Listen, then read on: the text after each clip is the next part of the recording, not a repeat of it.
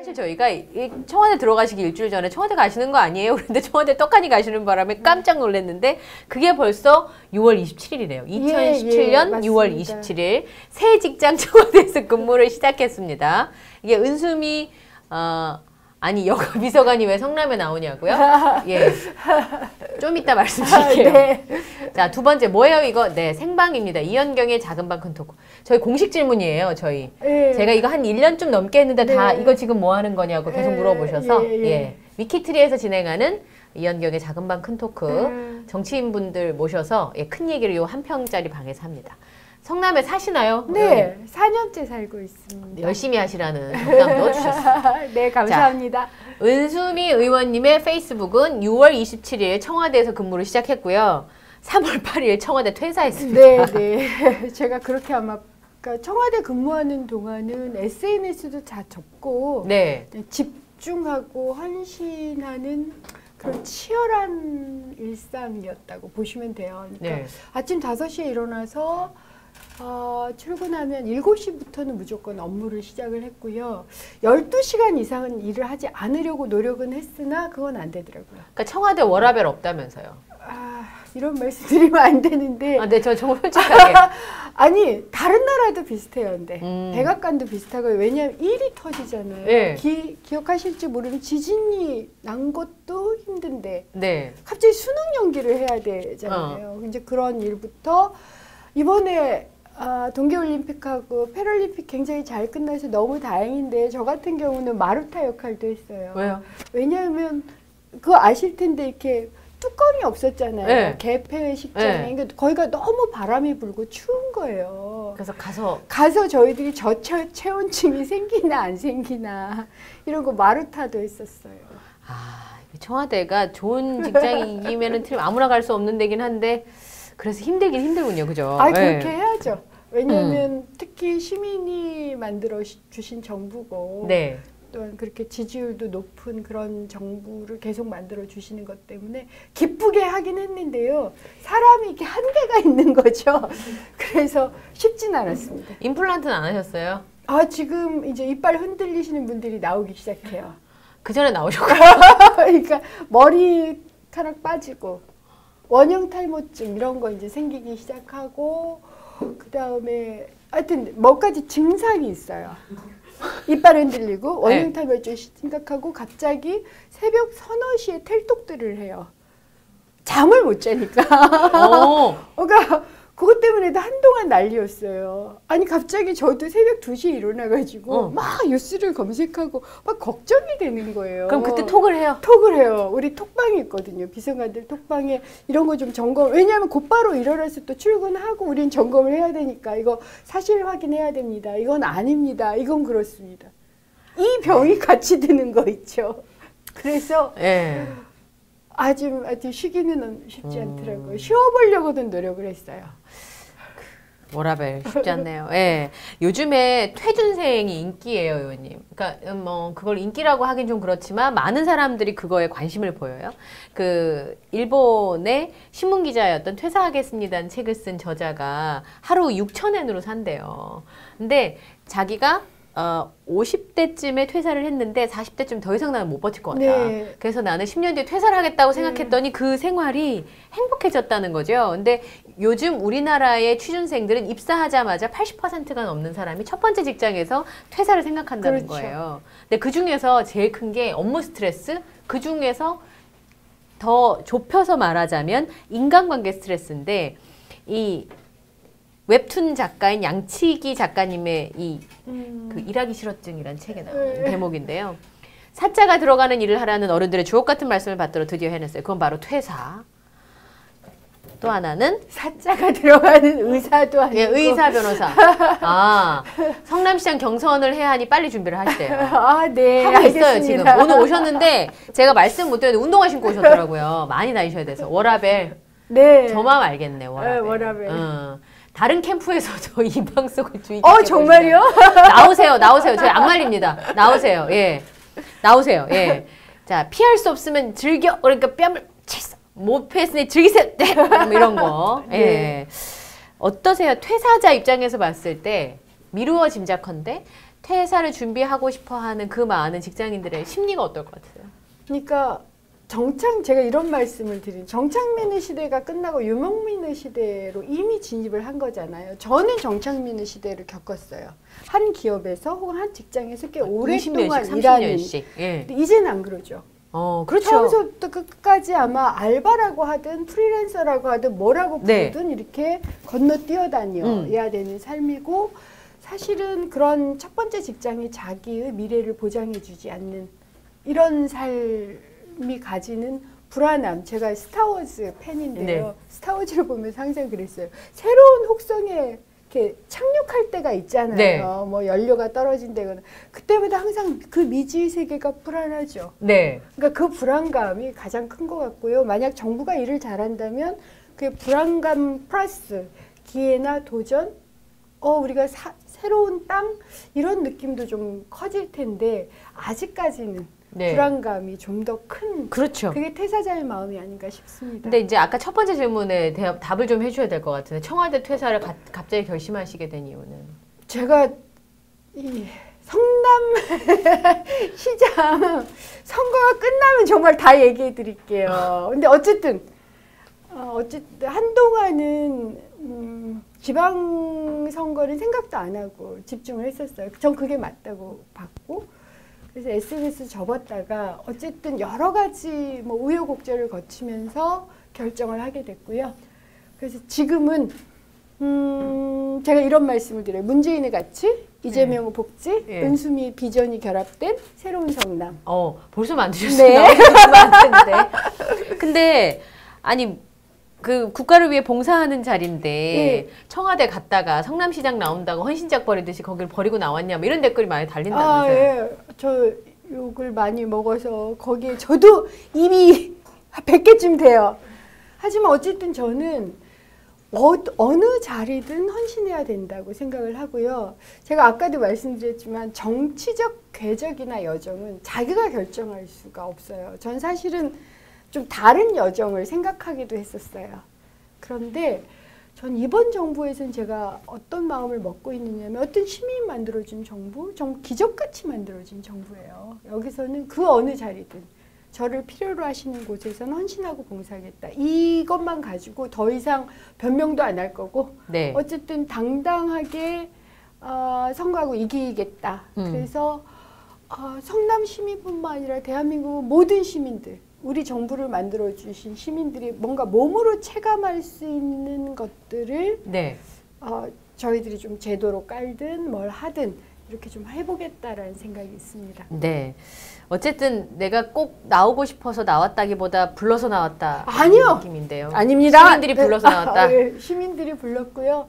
정치권에서도 좀 불렀고, 사실은 그러니까 그림자처럼 살다가 비서관은 그림자처럼 사는 네. 길입니다. 그러니까 제가 동의하지 않을지라도 대통령께서 결정을 하신 일이라면 그건 같이 책임을 지고 그림자처럼 그걸 집행해내는 일을 하다가 네. 갑자기 얼굴이 이렇게 짠하고 그러니까요. 이런데 나와야 된다는 것도 이게 저희 퇴사자의 좀 힘겨움이 있었어요.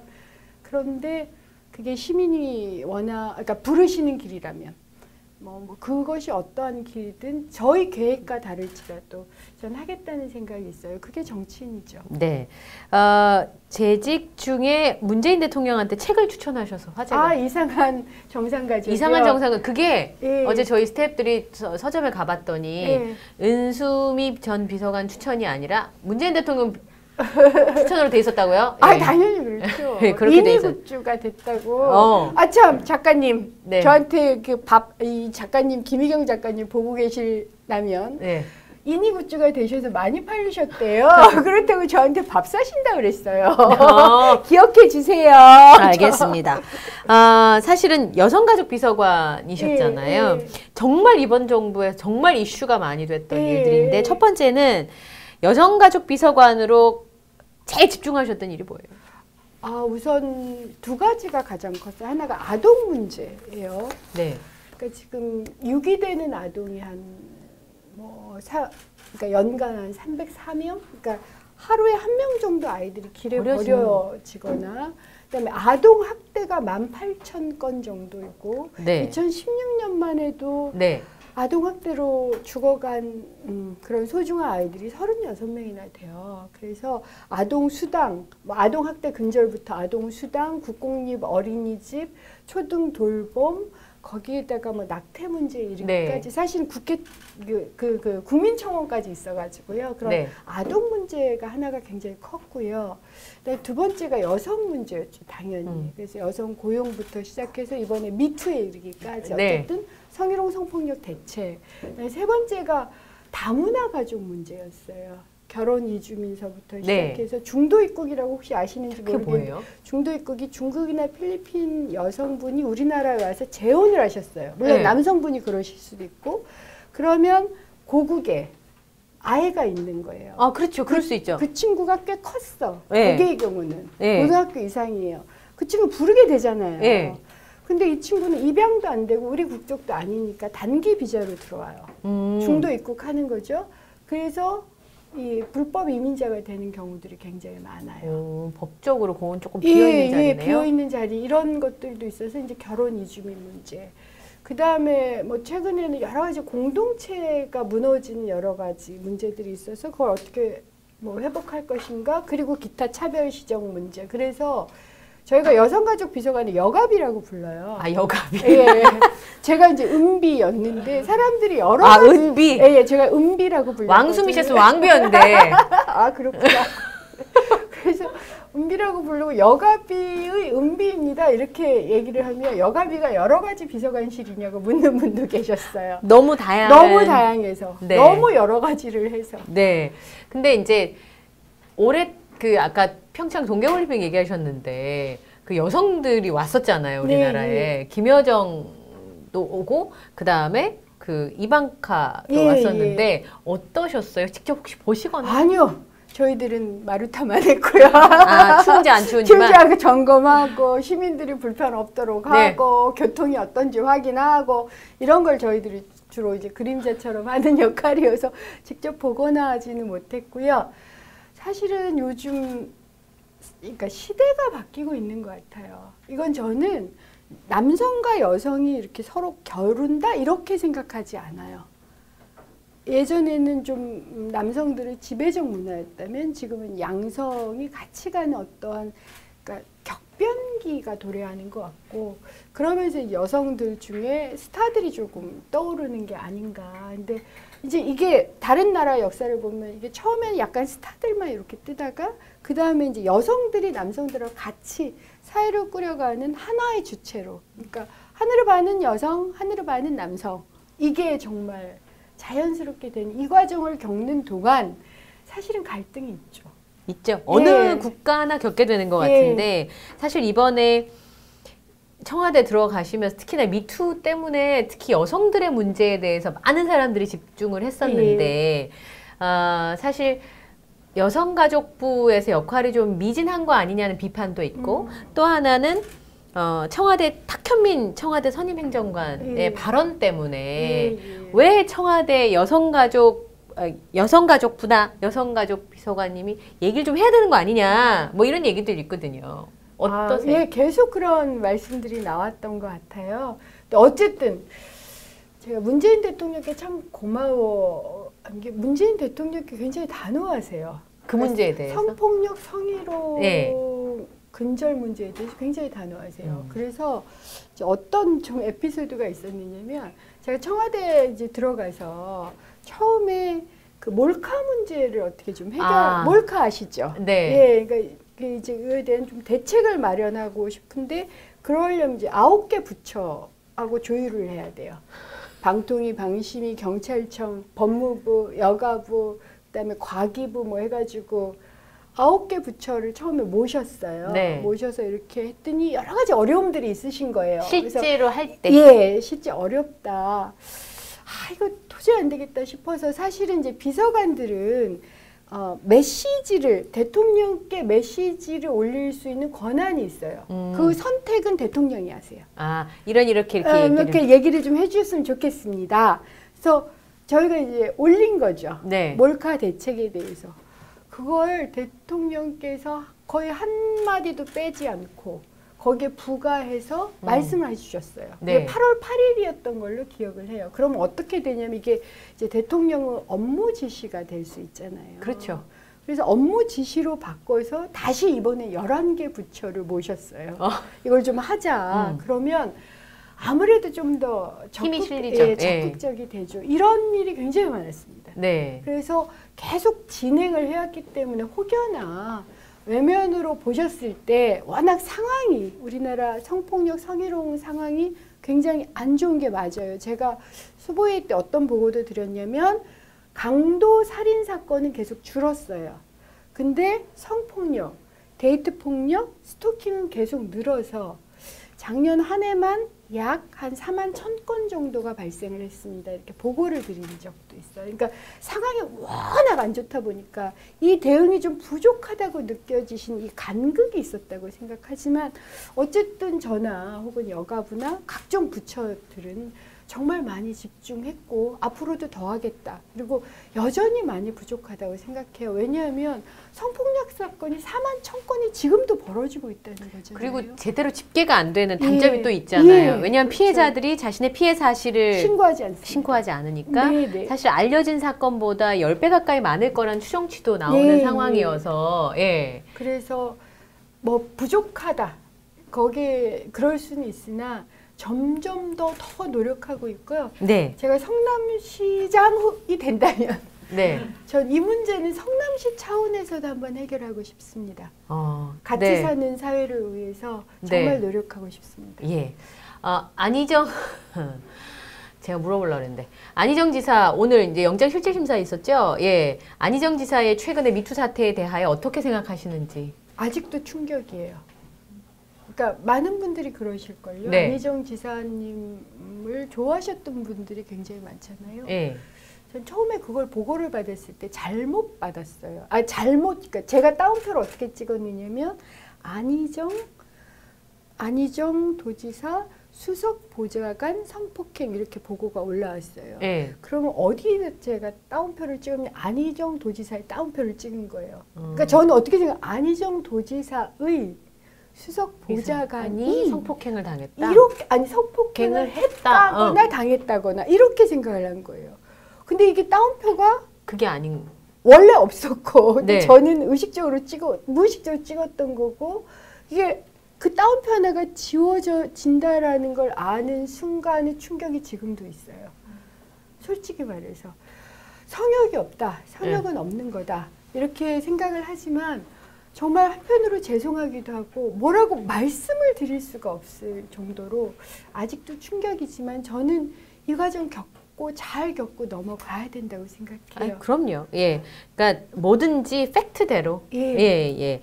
탁현민 청와대 선임 행정관의 발언 때문에 한동안 네, 여성들의 원성이 좀 있었잖아요. 지금도 아시잖아요. 그리고 이제 탁현민 행정관은 나가서 얘기하겠다고 청와대 나가서 얘기하겠다는 입장이죠. 네, 아니 저는 그 입장을 여쭤본 적은 없고요. 네. 어쨌든 그것도 우리 사회 전체에서 한번 지켜봐 주십사고 부탁을 드려요. 왜 지켜봐 주십사고 말씀하셨는지 좀 여쭤보고 싶어요, 비서관님.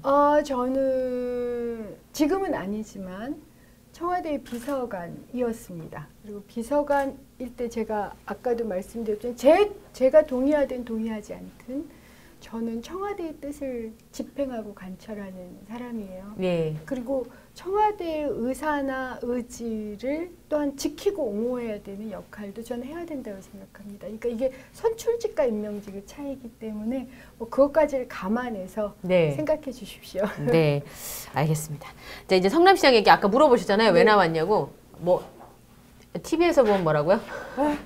어떻게? 은수미 의원님, TV 보면 성격 무서우신데. 저 지금 무서워 보여요.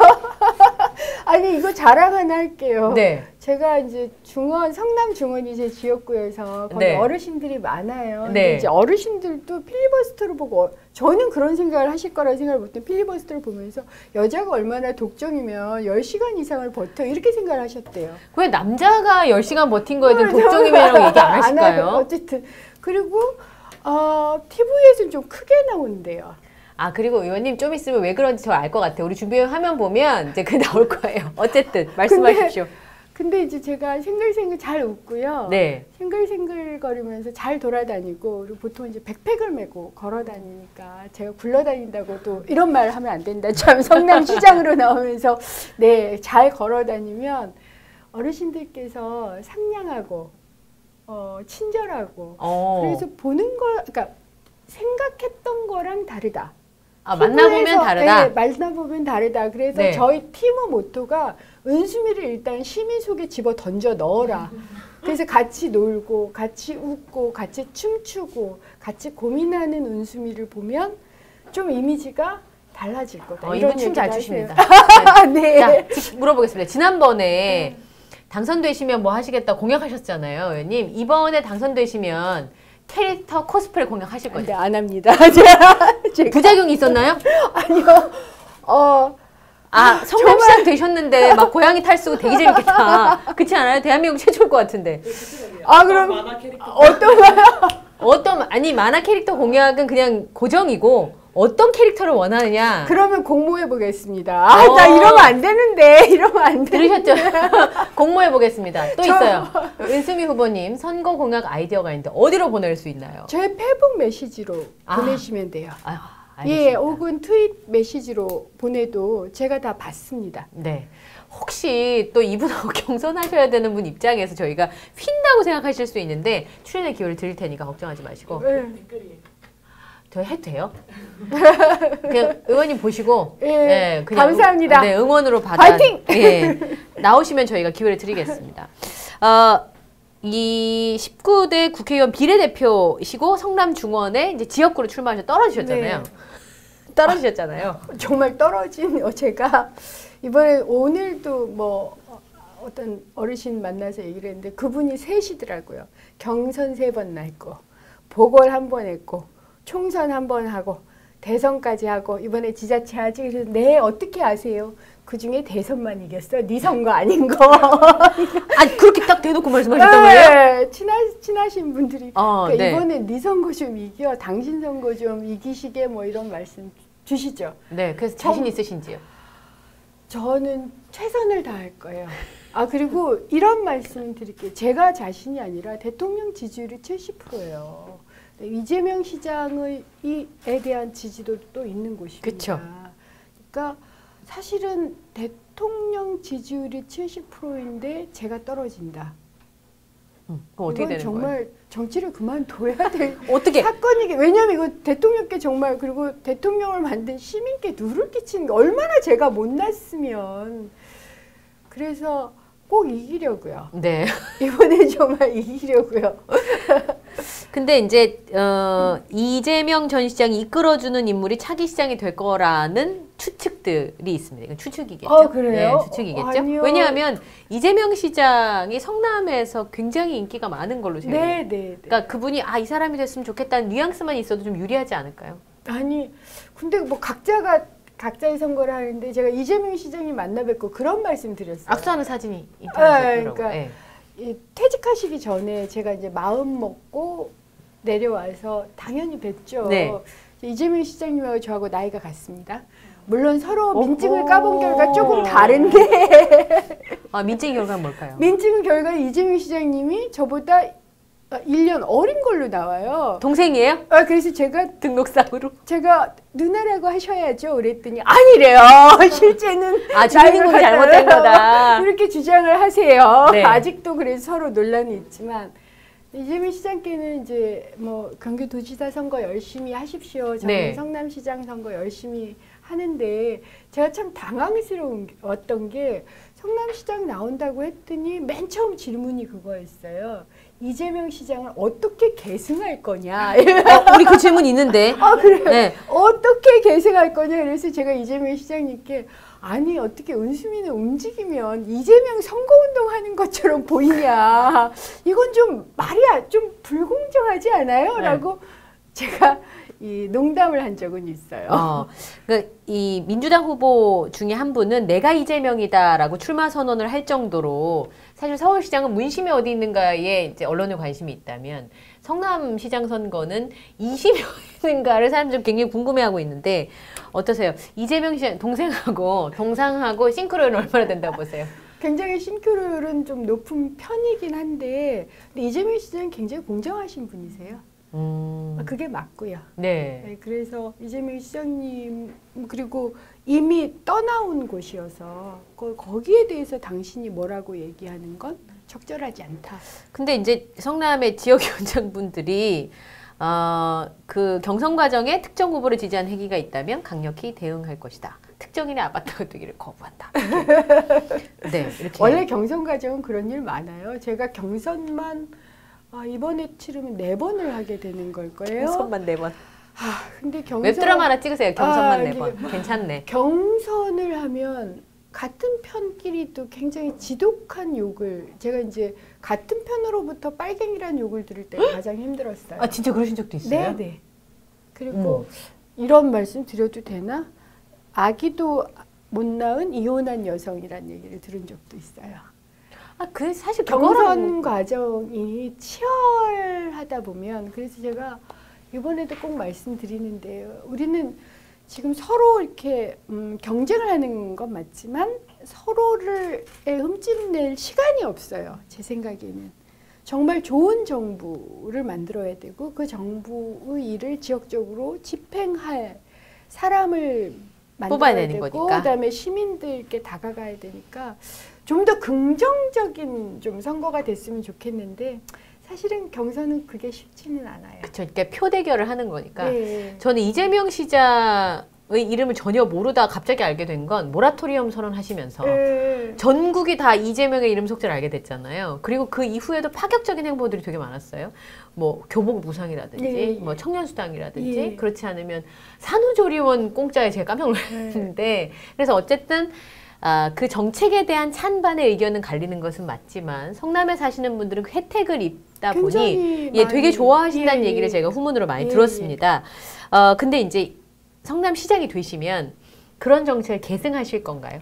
저는 물론 점검은 해야 되겠지만 복지 정책은 대부분 많은 부분이 계승이 되지 않을까 싶고요. 네. 거기에 이제 제가 좀 더 관심을 갖는 복지 정책 같은 경우 아동수당 이번에 깔려요. 네. 아동수당이 깔리고 연간 성남에만 그러니까 전액을 전체 아동에게 0-5세 전체 아동에게 하려면 546억 정도가 사실은 깔려요. 네. 엄청난 돈이고요. 다만 이제 국회에서 상위 10%를 배제를 하셨단 말이죠. 근데 저는 사실은 아동에게는 전체에게 줘야 되는 게 월 10만 원. 이게 맞다. 왜냐하면 두 가지 때문이에요. 하나는 선별하는데 비용이 더 들어요. 네. 선별 비용 정말 많이 듭니다. 네. 그래서 선별 비용이나 배제 다 주는 거나 똔똔이라고 보시면 돼요. 그거 하나. 그 다음에 급여를 뭐 한 연봉 7천만 원 이상 받는 것이 죄는 아니잖아요. 네. 그리고 그런 분들도 자기 아이의 아동수당을 받고 그냥 세금을 내시면 돼요. 그래서 거기에 대한 항의도 굉장히 많으시거든요. 그래서 성남 같은 경우는 뭐 지금 예산을 점검을 해봐야 되겠지만 아동수당 90%가 아니라 100% 전체에게 한번 해보시겠다. 해보려고 해요. 가자 은수미 뭐예요? 그래서 읽어줄 수는 없고 가자 은수미. 예. 감사합니다. 성남시장 강추. 네. 청년배당은 이재명 시장 거라는 느낌이 강한데 후보로서 새로운 본인의 정말 저도 저기 궁금했어요. 이재명 시장님의 그 색깔이 너무 강해서 내 정책이라는 그 의미를 좀 이렇게 할 수 있는 하이라이트가 있다면. 저는 이제 복지는 그렇게 계승하고 좀 더 섬세하게 깔 생각이에요. 그래서 좀 그건 업그레이드 하겠지만 사실은 저의 관심은 혁신에 있어요. 기억을 하실지 모르지만 지금 이제 청와대의 관심도 그렇고 저희가 미래 세대의 먹거리를 만들어야 돼요. 진짜 중요하잖아요. 미래 세대의 먹거리. 그러니까 기존의 인더스트리, 그러니까 제조업도 뭐 잘 해야 되긴 하죠. 이것만 가지고는 더 이상은 발전이 좀 어렵지요. 네. 물론 남북 회담, 북미 관계가 괜찮아지면 이게 또 하나의 통로가 되긴 하겠지만 그렇다 하더라도 정말 새로운 먹거리를 만들어야 되고요. 그것과 관련해서 성남은 판교가 있고, 네. 그다음에 제가 이제 지역구로 있는 중원 이쪽에 성남 하이테크밸리라고 기존의 공단이 있고요. 네. 위례 쪽에 금토밸리라고 해서 또 이런 산업단지 혹은 이런 것들이 형성이 되고 있어서 저는 사실은 판교를 성남 전체로 확산을 시켜서 말 그대로 정말 성남이 대한민국의 미래의 먹거리를 만드는 어떤 모델? 뭐 아시아의 실리콘밸리? 네. 이런 걸 형성하도록 만드는 것이 제가 관심이 있고요. 근데 이렇게 말씀을 드리면 다들 뭔가 뭐 하이테크 산업을 하려고 그게 아니에요. 제가 이제 판교의 기업가분들과도 지금 요즘 말씀을 나누고 있는데 사실은 하이테크 산업, AI, 인공지능 이건 일자리를 줄여요. 그게 맞습니다. 그런데 하이테크만 존재하는 게 아니에요. 미들테크, 로우테크, 심지어 노테크라는 것도 있어요. 그게 결합되는 게 미래의 먹거리. 예를 하나 들어본다면 작은 아이디어. 그러니까 그냥 왜 핫팩 처음에 네. 나왔는데 그 핫팩이 손핫팩도 나오고 방석도 나오고 이렇게 작은 아이디어를 결합시키는 게 하이테크인가요? 네. 그렇진 않거든요. 그러니까 기본적으로 기술이 깔리고 거기에 작은 혁신들이 근본적으로 만들어지면 그러니까 예를 들어 준호헤어 같은 경우도 그런 경우잖아요. 그렇죠? 그런 혁신의 어떤 그 공간 혹은 스타트업 공간 네. 이런 것들로 성남을 뛰게 하면 사실은 미래의 먹거리의 산실이 되지요. 네. 저는 거기에 굉장히 관심이 많습니다. 네. 요것과 관련해서는 사실은 최저임금이라든지 네. 그다음에 또 정부에서 규제가 너무 많다는 지적, 뭐 아니면 기업을 육성하기보다는 좀 규제하려고 하는 성향이 있다든지 하는 비판들도 있긴 하거든요. 그것과 관련해서 이제 중견기업 분들하고 말씀을 나눴는데 그분들이 그런 말씀하시더라고요. 그러니까 그러니까 이런 거예요. 예전에는 고용을 근거로 해서 고용계약을 근거로 해서 한쪽은 지배를 하고 한쪽은 보호를 받았죠. 이런 걸 기업복지의 시대 혹은 정착민의 시대인데 지금은 아니에요. 지금은 고용계약이 무너졌어요. 사실 이게 자영업계약, 뭐 사업계약 특히 방송국에도 많잖아요. 아, 네. 프리랜서들이 그렇죠. 엄청 예. 많죠. 그런데 지배는 남아있는데 안전은 보장이 안 된 거죠. 그것을 기업이 하기가 굉장히 어려워요. 기업만으로는. 자기 종업원에게 혹은 자기 근로자, 직원에게만 할 수가 없어요. 그럼 기업도 지역 혹은 사회에 이것을 어떻게 그러니까 기존의 기업복지를 사회복지로 할 것인가의 문제를 고민해야 될 뿐만 아니라 그걸 정부가 지원해야 돼요. 그러니까 그걸 정부가 적절히 해주신다면 우리도 혁신하고 사회적 우정, 네. 사회적 공헌이 아니라 이제 우정이라는 말씀을 사회적 우정으로 이 지역 전체를 가지고 좀 생각을 해보겠습니다라는 말씀을 하시거든요. 그럼 거기서 그러니까 저는 이제는 규제도 옛날 말이고 수정, 저희가 화장하면 수정, 조정, 조율로 바꾸자. 항상적으로 그건 필요한 거니까요. 네. 그런 걸 같이 하겠다라는 말씀을 주시는 분들이 굉장히 많아요. 네. 그래서 가능성이 있다고 봅니다. 사실 이 문제는 좀 더 말씀을 좀 나누고 싶은데 어쨌든 이제 경선이 진행이 되면 정책적 네. 이슈는 좀 더 얘기할 시간이 있으니까 지난번에 오셨을 때 은수미 전 의원께서 본인 책 얘기를 하셔서 지금 남의 책 얘기를 오늘 좀 해보려고 합니다. 요즘에 여성들, 남성들이 많이 보는 책들이에요. 뭐 너무나 잘 아시겠지만 조남주 작가의 82년생 김지영인데 네, 이건 읽었습니다. 네. 요즘에 최근에 다시 화제가 되고 있어요. 이번에 평양 가서 노래하게 되는 레드벨벳이 빨간 맛과 배드보이를 부른다고 그래서 제가 한참 웃었는데 예, 빨간 맛. 네. 아이린 씨가 이 책을 읽었다 그래서 일부 남성 팬들의 표적이 됐어요. 너한테 쓰는 돈이 아깝다. 너도 메가리니? 그러면서 얼굴 천재라고 하는 아이린 씨 얼굴 이렇게 태우고 막 예, 지금 난리가 났대요. 어떻게 생각하세요? 정말 가슴이 그러니까 정말 힘드셨을 것 같아요. 이걸 개인이 당하면 그러니까 온라인에서 당하든 오프라인에서 당하든 똑같이 상처를 많이 받으시거든요. 근데 그냥 사회적으로 보면 우리가 이 과정을 겪어내야 되는구나. 어떤 외국에도 이런 방향으로, 과정이 있었어요. 예. 아주 심하게. 특히 여성 문제는. 네. 왜냐하면 여성이 자기 목소리를 내기 시작하면 하늘을 반인 남성들은 그게 자기 자리를 빼앗는 거라고 생각을 하세요. 네. 같이 가는 거라고 생각을 하지 않고 또 우리나라 20대 청년들은 그럴 수밖에 없는 게 우리나라 20대 청년들은 자기가 10년, 20년 후에 여성보다 더 나은 자리 네. 혹은 권위적 자리에 네.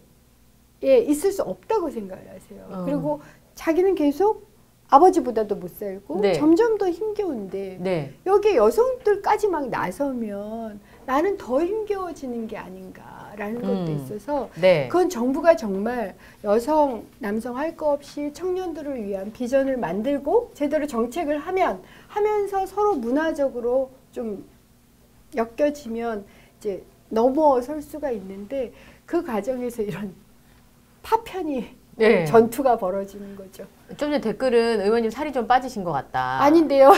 똑같은데요. 아, 정말 어이가 없는 책이다라는 의견도 있으셨어요. 그리고 미국이 여성에게 참정권을 처음 줬는데 아니죠.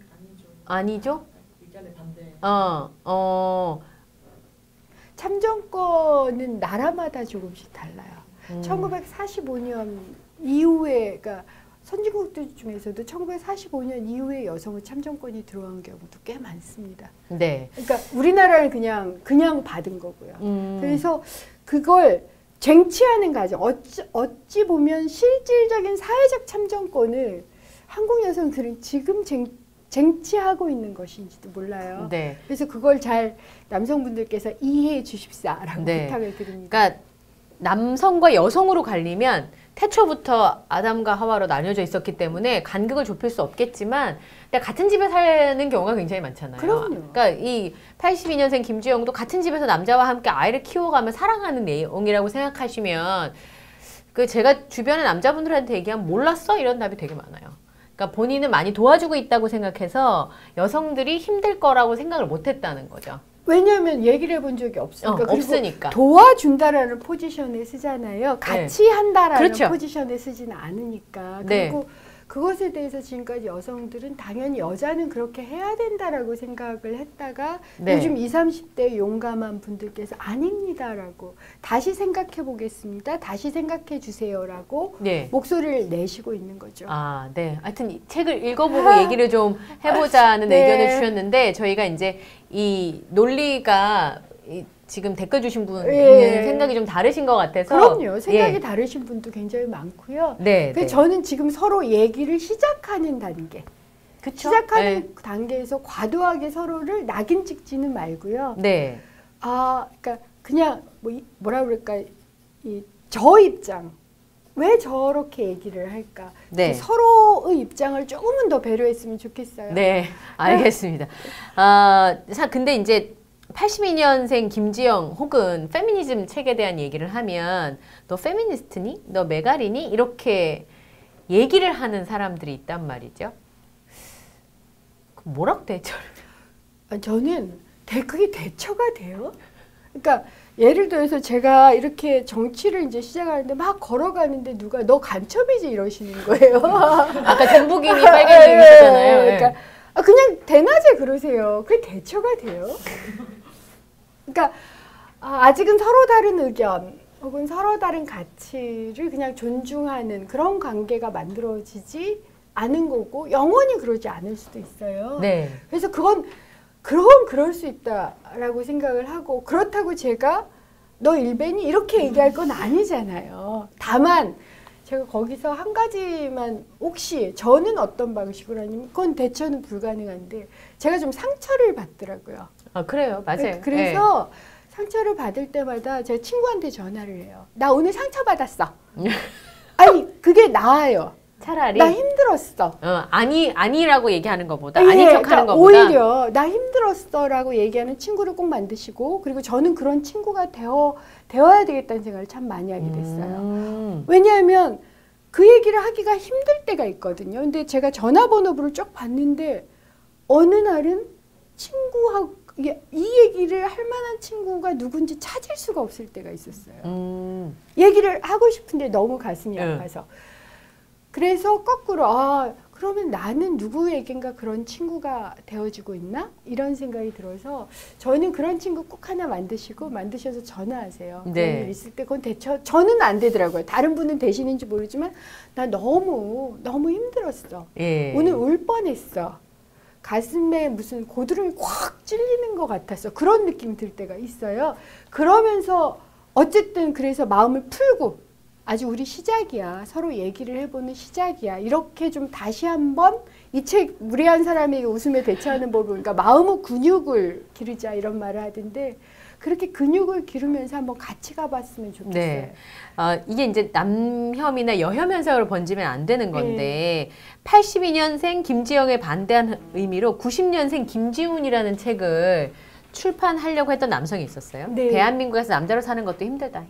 힘들어요. 네, 힘들어요. 네. 무거운 것도 들어야 되고 누나와 여동생이 양보하고 배려해야 된다라는 내용이 담길 것으로 알려졌는데 펀딩을 하다 말았죠. 예. 그러니까 이제 서로 아픈 대목이 있었던 것 같아요. 나는 남자로 사는 거 그렇게 편해 보이지만 나도 그렇지 않아 라는 얘기를 하고 싶었던 것 같아요. 그러니까 서로. 그러니까 그래서 제가 항상 친구한테 전화를 해서 나 힘들어. 그리고 남성들은 더 얘기하기가 쉽지가 않아요. 말하면 안 되는 분위기잖아요. 왜 쪼잔해 보인다. 그렇죠. 뭐 이런 울면 안 돼. 네. 훨씬 더 힘든 면이 있어서 저는 남성들도 얘기를 하시는 게 좋다. 이게 가라앉아 있다가 막 누르고 있다가 어느 순간 터지면 확 터져요. 예. 자, 두 번째 베스트셀러인데 이게 2위입니다. 무례한 사람에게 웃으며 대처하는 법. 이건 제가 일부러 읽었습니다. 재밌었어요. 대학내일의 정문정 편집장이 쓴 책인데요. 제목이 정말 제목이 정말 대단. 근데 부제는 이래요. 인생 자체는 긍정적으로 개소리에는 단호하게가 부제인데 영상을 저희 하나 준비했는데요. 네. 2016년에 필리버스터 하실 때 네, 영상입니다. 한번 어? 보시죠. 그런가요? 네, 한번 보시죠. 실제 폭력에 노출되어서 거의 죽음 직전에 가 있는 사람들. 우리는 이걸 공천 못 받아요. 아유, 그런다고 공천 못 받아요. 방금 뭐라고 그러셨습니까? 저는 이것은 사과를 받아야 되겠습니다. 방금 김용남 의원이 저한테 삿대질을 하면서 그런다고 공천 못 받아요라고 소리를 치셨습니다. 이것은 동료 의원에 대한 명예훼손입니다. 사과하십시오. 의원님은 공천 때문에 움직이시는지는 모르지만 저는 그렇게 움직이지 않습니다. 네. 뭐 저희 잘잘못을 얘기하고자 하는 일이 아니라 이제 국회에 있다 보면 정치적 네. 입장이 너무 다르다 보니까 이제 언론에선 저런 장면만 쓰잖아요. 왠지 죄송해요. 그래도 저런 장면이라도 나와서 다행이죠. 예전에는요, 저 국회에서 이제 대정부 질의를 하는데 갑자기 그 당시 새누리당 의원께서 야, 너 월북해! 그래가지고. 그리고 나중에 또 다른 데를 가면 악수하고 웃으시죠. 예. 그러니까 볼 때 야 막 이렇게 하시고 나중에 회식 자리 가서 서로 인사하시고 왜 처음에 그랬어? 그게 적응이 안 됐어요. 아 처음에 그러면서 적응하는 한 가지 방법이 뭐냐면 제가 아까 김용남 의원님께서 저한테 뭐라고 삿대질 하셨습니다라고 말을 하잖아요. 네. 그러니까 그러니까 저 뒤에 그러니까 의원석에 이렇게 앉아 계시는 건 기록이 안 돼요. 근데 아. 제가 발언을 하는 건 기록이 돼요. 오, 그럼 그 속기록에 차이점을 남는 거예요. 아, 이게 한 가지 방법이에요. 기록을 남긴다. 속기록에 무조건 남긴다. 오. 그래서 대받아서 발언을 다시 그걸 또박또박 다시 말씀을 드리는 버릇이 좀 생겼어요. 그래야지 속기록에 남아요. 아. 그게 한 가지 방법이기도 해요. 또 대처하는. 그래서 저희가 저거를 보면서 무례하지 않게 선을 지키면서 내가 상대방한테 얘기하는 방법들을 좀 이제 비법이 좀 있으실 것 같아요. 왜냐하면 뭐 월북해라부터 시작해서 너무 많이 당하셨으니까 그럴 때마다 아까 이제 하나는 알려주셨어요. 친구를 만들어서 얘기를 하고 상처를 입었을 땐 얘기를 해라. 근데 저 즉시 대처하고 싶잖아요. 예, 그럴 때는 아까처럼 그러니까 예를 들어서 이 의원님께서 너 빨갱이니 이렇게 질문을 받으면 기분이 좋으시겠어요? 이렇게 반복을 해요. 이것도 한 가지 방법. 그러면서 대받아주는. 누그러지거든요. 네, 세 번째는 죄송합니다만 제가 또 미안합니다만 그리고 가장 많이 말해요. 외람되지만 제가 이런 말을 하면 사람들이 폭소가 터져요. 왜냐하면 전혀 표정이 외람되는 것 같은 표정이 아니래요. 외람되지만 제 생각은 다릅니다. 이렇게 말씀을 드리는 버릇을 좀 드렸어요. 처음부터 그렇게 되신 건 아니고요. 아니에요. 왜냐하면 그냥 말을 하면 또 상대가 상처도 받고 반발을 하시더라고요. 의원님 생각이 틀리신 것 같습니다라고 하든가 그러면 이제 안 돼서 외람되지만 말씀을 올려도 될까요? 하고 말을 하는데 제가 외람되지만 하면 다들 웃으세요. 드디어 외람 나왔다 이러면서. 그래서 그 방법을 잘 써요. 아까 좀 전에 82년생 김지영이 판매율이 엄청 올라갔대요. 그 아이린 씨가 읽었다는 얘기를 하면서 논란은 됐는데 네. 판매량은 되게 많이 올랐고, 이 책의 경우는 아까 말씀하셨던 안희정 지사와 그 정무비서관의 얘기가 이제 나오면서 여성들이 거절하는 법, 노라고 말하는 법을 나는 분명히 노라고 표시했는데 상대방이 인식하지 못할 수도 있겠다. 그리고 그런 상황에서 노라고 말을 하는 것이 물론 이것과 상관없는 쟁점이지만 필요하겠다고 생각해서 이 책을 또 많이 읽는다고 해요. 우리 때는 어떤 책이 많이 읽혔냐면 화성금성. 아. 화성에서 온 남자, 금성에서 온 여자인가 이게 여자 남자가 바뀌는 맨날 헷갈려져서. 그러니까 왜냐하면 남자분들이 여자는 노라고 하기가 굉장히 어렵습니다를 이해를 못하세요.